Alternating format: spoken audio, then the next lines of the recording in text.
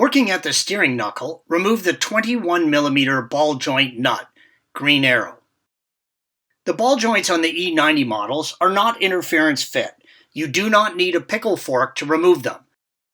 While loosening, the pressure is relieved from the connection. The ball joints may spin when you try to remove the nut. If this happens, place a jack, green arrow, under the ball joint and apply only enough pressure to remove the nut. Next, working at the subframe, remove the control arm 21mm fastener, as indicated by the green arrow. Lever the ball joint out of the wheel bearing carrier using a pry bar. Then remove the control arm from the vehicle. When installing a new control arm, first install the bushing into the subframe, then the ball joint nut finger tight. Replace both self-locking nuts. When tightening the ball joint, it may be necessary to place a jack under the ball joint to stop the stud from rotating, like earlier when removing. Next, tighten the steering knuckle ball joint nut. Tighten the bushing fasteners. You will want your suspension in the loaded position when you tighten it. Loaded position is an angle of the control arm when the wheels are on the ground. You can do this by lowering your vehicle onto ramps or blocks.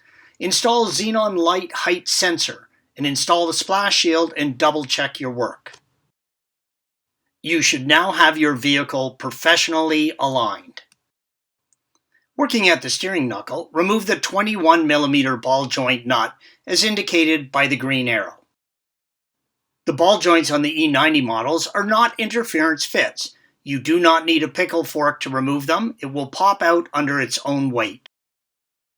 Next, working at the subframe, remove the control arm 21mm fasteners, green arrow. The nut is captured by a metal bracket, yellow arrow. You'll have to pull it down to replace the nut. Then remove the control arm from the vehicle. To replace the bushing, use a press tool to remove and install the bushing.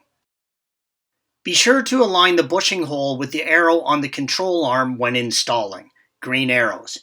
When installing new control arms, first install the bushing into the subframe, then the ball joint nut finger tight.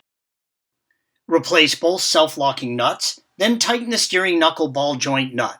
Tighten the bushing fasteners. You will want your suspension in the loaded position when you tighten it. Again, the loaded position is the angle of the control arm when the wheels are on the ground and the weight of the vehicle on the suspension. You can do this by lowering your vehicle onto ramps or blocks, install the splash shield, and then double check your work. Then always have your vehicle professionally aligned. Thanks for watching. Click here to view the original article along with hundreds of other DIY content for your car.